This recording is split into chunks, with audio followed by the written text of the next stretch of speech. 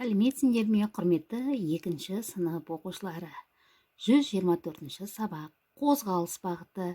Мен нұсқау бойынша іс-әрекеттерді орындауды және фигураларды сызуды үйренемін.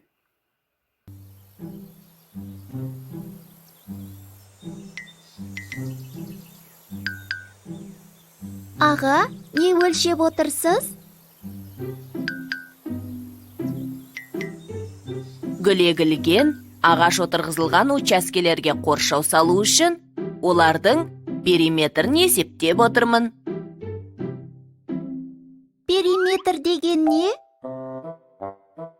Фигураның периметрі дегеніміз оның барлық қабырғаларының ұзындықтарының қосындысы немесе тұйықталған сынық сызықтың ұзындығы.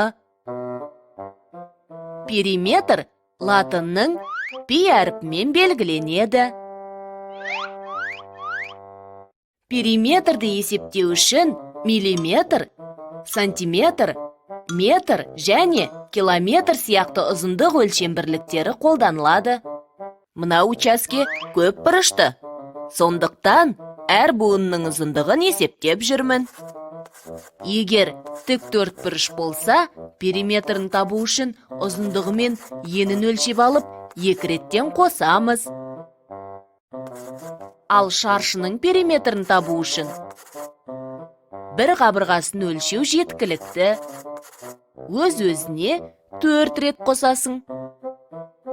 Түсіндім. Мысалы, қабырғасы 5 сантиметр шаршының периметрін табу үшін 4-5-ті қосамыз. Шаршының периметрі 20 сантиметрге тең болады. Ал ені 3, ұзындығы 5 сантиметр болатын тік төртбұрыштың периметрін табу үшін ұзындығы мен енін 2 реттен қосамыз. Бұл тік төртбұрыштың периметрі 16 сантиметрге тең болды. Жарайсың, Дана. Мына бос жатқан учаскенің периметрін сен есептей ғой.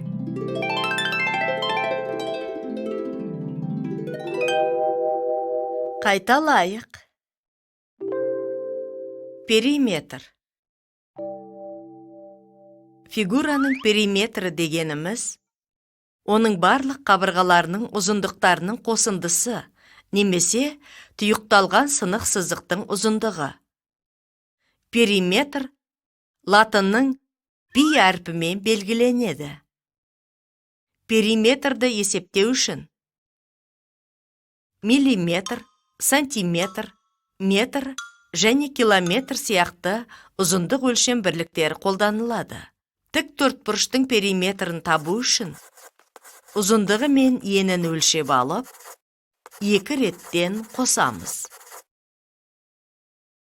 Шаршының периметрін табу үшін оның бір ғана қабырғасын өлшеп, өзіне өзін 4 рет қосасың. Балалар, екінші тапсырмаға назар аударайық. Фигуралардың периметрін тап дейді. Ендеше балалар, қандай фигураны көріп тұрмыз біз? Дұрыс айтасыңдар. Шаршы қабырғалары қанша сантиметр екен? Кәне есептеп санап көрейікші.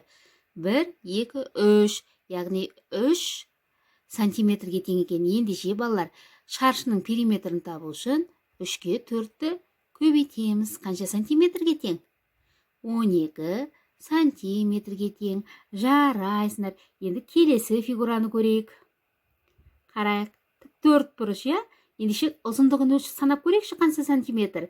1 сантиметр, 2 сантиметр, 3 сантиметр, 4 сантиметр. Ұзындығы 4 сантиметрге, ені 2 сантиметрге тең. Ендеше ұзындығы мен енін қосамыз. 4-ке 2-ні қоссақ, 6 сантиметр. 6-ны 2-ге көбейтсек, 12 сантиметрге тең екен. Жарайсыңдар балалар. Келесі фигураны көрейік. Бұл жерде балалар бізге 3 бұрыш берілген екен. 5 сантиметр, 5 сантиметр және 3 сантиметрлік. Ендеше фигуралардың периметрін табу үшін біз балалар барлық қабырғаларын қосады екенбіз. 5-ке 5-ті қоссақ 10, 10-ға 3-ті қоссақ 13. Ендеше 3 бұрыштың периметрі қанша сантиметрге тең екен? Дұрыс айтасыңдар. 13 сантиметрге тең екен. Келесі бізде балалар көп бұрыш берілген. Яғни бұның қанша бұрышы бар екен? Санайықшы бірінші. біреу, екеу, үшеу, төртеу, бесеу, алтау, жетеу, 8 бұрышы бар екен, иә? Ендеше 8-ді 2-ге көбейтетін болсақ, барлық қабырғалар бірдей екен. 16 сантиметрге тең екен, иә балалар? Жарайсыңдар. Ендеше балалар, осы есепті өзіміз дәптерімізге түсінікті болса жазып алайық. Балалар, 3-ші тапсырма сіздерде ауызша орындалады. Өзіміз орман мекендеушілерді атаймыз, яғни досыңа суретті қалай орындағаныңды айтып бересінен, тігінен оқимыз. Балалар, 4-ші тапсырмаға назар аударайық. Әр суретте неше тік төртбұрыш бар екен. Ендеше бірінші суретті мұқият отырып, бірге отырып санайық, қанша тік төртбұрыш бар екен. Біреу, екеу, үшеу, төртеу, сол жағы бесеу, оң жағы алтау, жоғары жағы жетеу, төменгі жағы 8, және барлығын қосқанда 9. Ендеше қанша тік төртбұрыш бар екен? Дұрыс айтасыңдар, 9 тік төртбұрыш бар екен. Енді екіншісін өзіміз санап көрейікші қане. Бірге санайық қане. Біреу, екеу, үшеу, төртеу, бесеу, алтау, жетеу, 8, 9, 10, 11, 12, 13, 14, 15, 16, 17, және барлығымен 18 тік төртбұрыш бар екен. Қане, 18 деген бар екен, иә, бізде сан.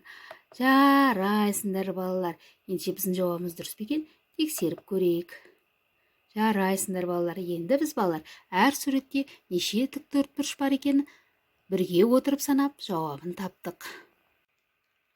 Балалар, 5-ші тапсырманы үйге алып орындап келеміз.